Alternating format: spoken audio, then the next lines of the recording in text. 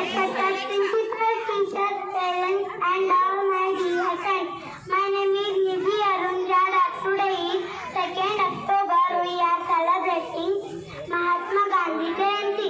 Mahatma Gandhi was not only one of the great leaders of India, but also of the world. Non-violence, truth, and verification were some of the important principles followed by him. By following these principles, he fought and helped India in gaining independence. He never used arms to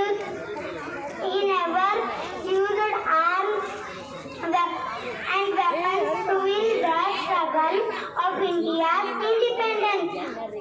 His full name was Mohandas Karamchand Gandhi, and his father name was Karamchandra Gandhi, and his mother name was Putlibai Gandhi.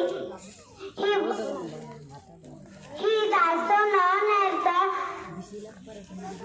also known as the father of the nation. On 2nd October 1800